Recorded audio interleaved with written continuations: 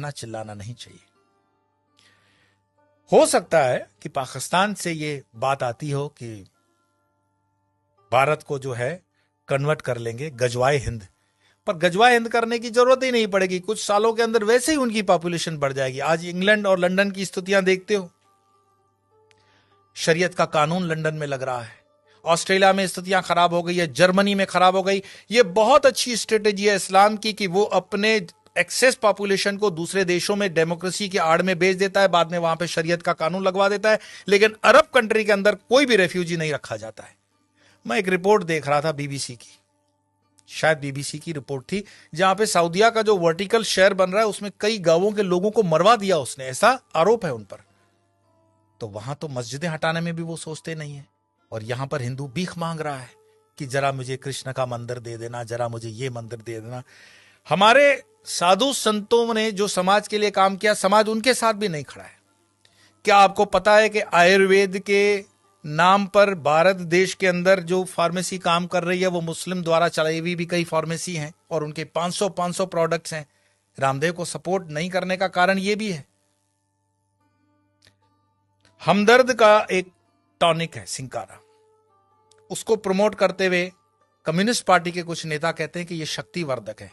उनको पूछो तुम्हें कैसे पता चला यह शक्तिवर्धक है, कोई लेबोरेटरी टेस्ट है?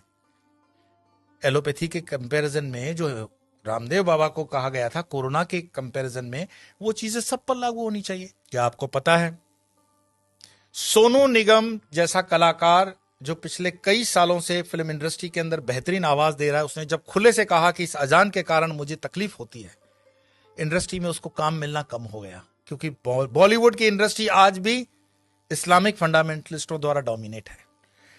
मैं आपको और बता दूं, जिन दिनों शाहरुख खान, सलमान खान, आमिर खान स्ट्रगल कर रहे थे, गोविंदा सुपरस्टार था, और गोविंदा को नीचे करने के लिए उसकी जोड़ी में चलने वाली करिश्मा कपूर को आमिर खान के साथ एक फिल्म दे दी जाती है परदेसी। गोविंदा की जोड़ी को तोड़ा जाता है, और उसके बाद उदय होता है सलमान खान, आमिर खान और शाहरुख खान का समय, क्योंकि इंडस्ट्री डोमिनेटेड है इस्लामिक लॉबी द्वारा।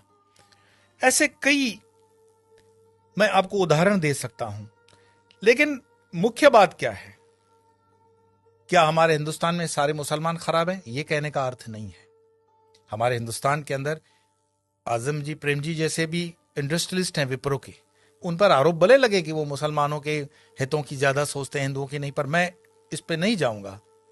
परंतु यहां मुसलमान न सिर्फ बढ़ रहे हैं, सुख संपन्नता के साथ बढ़ रहे हैं, ऐसा उस रिपोर्ट में कहा गया है। तो दुखी कौन हो रहा है? दुखी हो रहा है हिंदू। हिंदू क्यों दुखी हो रहा है? क्योंकि वो कर्महीन होकर के जीना चाहता है, और बेवजह की फालतू चीजों में वो अटका हुआ है। अपनी ना तो वो स्किल को डेवलप कर पा रहा है, और अपने हर छोटे छोटे उद्योग को छोड़ता जा रहा है। आज जब हम अपने आश्रम का भी काम करवाते हैं तो लेबर ढूंढने में हमें तकलीफ पड़ जाती है। देश के अंदर कोई बेरोजगारी प्राइवेट सेक्टर में नहीं है, लेकिन कोई रबिश होते हैं जर्नलिस्ट